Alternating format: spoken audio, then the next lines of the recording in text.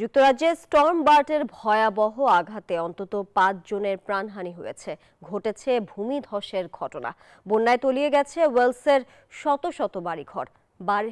ভারী বৃষ্টিতে সৃষ্ট বন্যায় বিপর্যস্ত হয়ে পড়েছে বলিভিয়াও।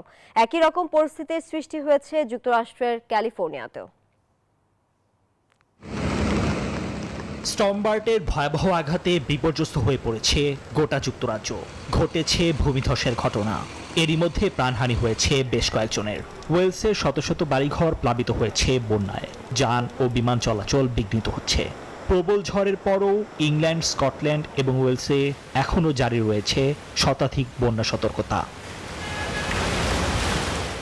ভারী বৃষ্টিপাতের কারণে বলিভিয়াতেও নদী উপচে পড়ে লাপাজের উপকণ্ঠে প্লাবিত হয়েছে বাজো লোজেতার আশেপাশের এলাকা। নিজেদের বাড়িতে আটকা পড়েছে বহু মানুষ। বন্যায় বহু হতাহতের ঘটনা ঘটেছে বলে জানিয়েছে স্থানীয় কর্তৃপক্ষ। ক্ষতিগ্রস্ত হয়েছে ৪০টিরও বেশি বাড়ি। উদ্ধার অভিযান অব্যাহত রয়েছে।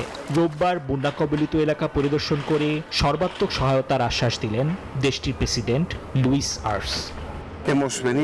জাতীয় সরকার হিসেবে সাহায্য প্রদান করতে এসেছি। আমরা ক্ষতিগ্রস্ত এলাকায় পুনরুদ্ধারে প্রয়োজনীয় সমস্ত কাজ করছি।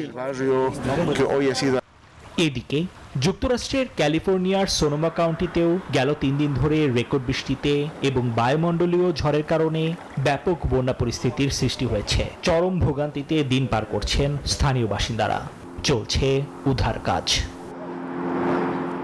নিবির আমিন, নিউজ 24।